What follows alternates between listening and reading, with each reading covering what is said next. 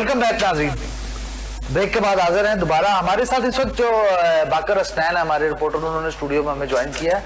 बाकर हसनैन, हमारे पीटीआई बड़ा अरसा हो गया इन्हें पीटीआई की बीट करते हुए, और ये तब से पीटीआई की बीट कर रहे हैं जब बानी पीटीआई बैठ के बात करते थे और वहां पर एक या दो कैमरे लगे होते थे, बहुत मुश्किल चंद लोग बैठ के उनकी बात सुन रहे होते थे। तब से बाकर हसनैन पीटीआई की बीट करे। बाकर बताइएगा कि क्या इख्तलाफात हैं पीटीआई के दरमियान। बुशरा बीवी भी आ गई और शायद छा गई हैं, और कुछ लाहौर ग्रुप अलहदा सुना बना हुआ है, कोई इस्लामाबाद ग्रुप अलहदा है, केपी ग्रुप अलहदा है। बलूचिस्तान में तो खैर नामो निशानी कोई नहीं, ना कश्मीर की साइड पे कोई नामो निशान है।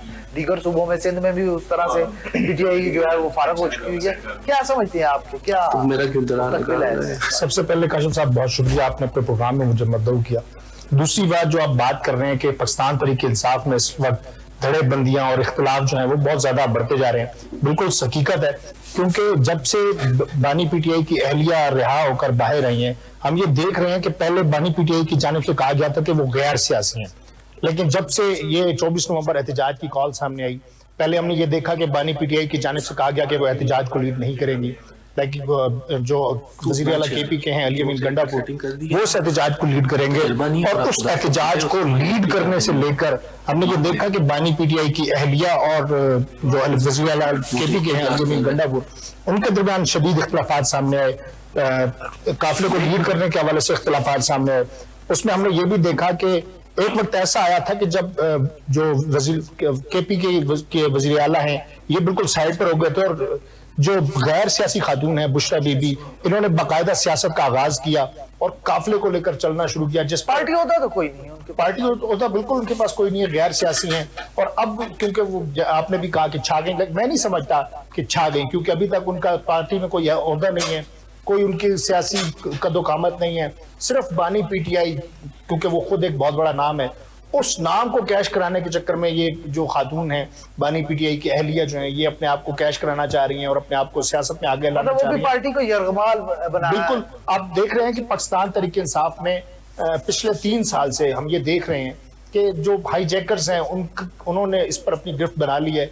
बाहर से लोग आकर, गैर सियासी लोग आकर उनको टिकट्स मिले, उन्होंने बानी पीटीआई के नाम पर वोट हासिल किए, वोट बैंक बना, और वो जीते या हारे व्हाट्सएवर। लेकिन उस वक्त अब जो पीटीआई की जो क़यादत है वो एक तरह से आप कह सकते हैं कि मुख्तलिफ धड़ों में तकसीम हो गई है।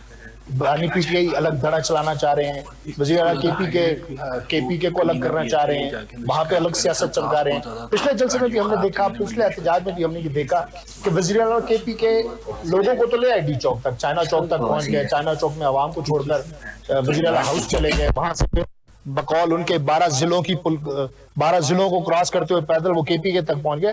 तो क्या सियासत कर रहे हैं ये? सियासत ऐसे तो नहीं होती, सियासत तो आवाम के असर पर होती है। जब आवाम ही आपके साथ नहीं है, जब आवाम को ही आप छोड़कर चले जाएंगे तो किस तरह सियासत करेंगे? आप देख रहे हैं कि पिंडी इस्लामाबाद में भी उस तरह कारकुन नहीं निकले, मतलब वो बेजार आ चुके हैं इसकी आदत से भी। और काशिफ साहब रोज के काशिफ साहब, यहाँ पे अलमिया ये है कि बानी पीटीआई की जानिब से फाइनल कॉल और एहतजाज की कॉल तो दे दी जाती है, लेकिन उनकी जो लीडरशिप है, चाहे इस्लामाबाद की लोकल लीडरशिप है, चाहे वो रावलपिंडी की लोकल लीडरशिप है, वो बाहर नहीं आती। अवाम हर दफा बाहर आके अब उकता चुकी है।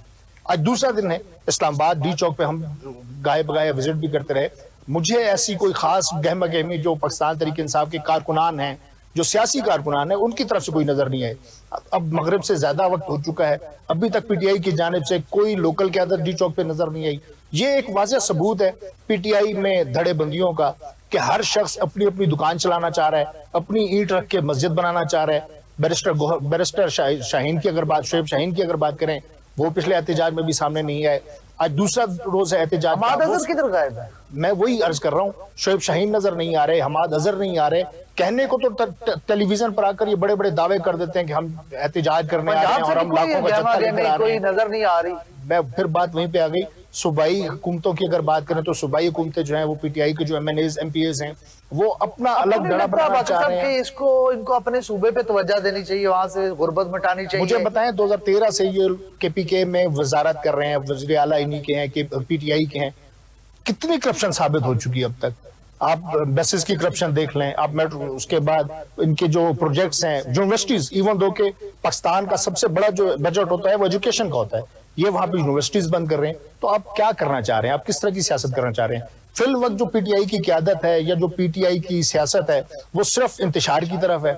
9 مئی کا ذکر جس طرح یاسر صاحب نے بھی کیا کہ 9 مئی کے جس طرح واقعات پہلے ہو چکے ہیں ان واقعات کو دوبارہ نہیں ہونا چاہیے. حکومت کو چاہیے کہ مل بیٹھ کر جو سیاسی ماحول ہے اس کو سیاست کے ذریعے ہی حل کیا جائے, نہ کہ یہ جو انتشار پارٹی ہے یا جو انتشار کرنے جا رہے ہیں یہ جو شر پسند ہیں ان کو بارہا یہ مواقع دیے جائیں کہ وہ پاکستان کی معیشت کو یا پاکستان کے کاروبار کو اور پاکستانی عوام کو اسپیشلی, کیونکہ جب بھی احتجاج ہوتا ہے اسلام آباد کی عوام کو, راولپنڈی کی عوام کو کی وجہ سے اربوں کا نقصان ہوتا ہے, چاہے جو بھی کی وجہ سے معمولات زندگی متاثر ہو جاتے ہیں.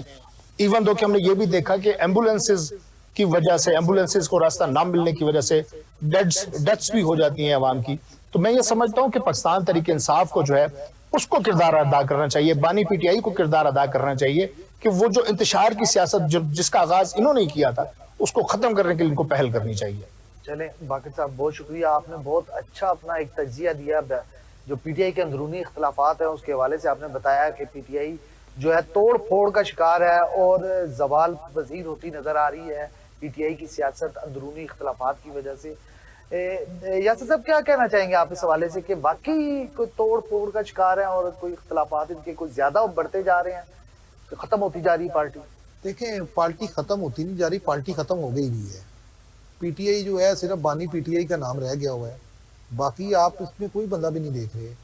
چند وکلا کو اکٹھا کر کے دوبارہ تحریک انصاف کو کھڑا کرنے کی کوشش کی جا رہی ہے اور یہ دکھایا جا رہا ہے کہ شاید پی ٹی آئی ختم نہیں ہوئی. پی ٹی آئی کے پاس عوام کی طاقت ضرور ہے لیکن وہ صرف بانی پی ٹی آئی کی حد تک ہے.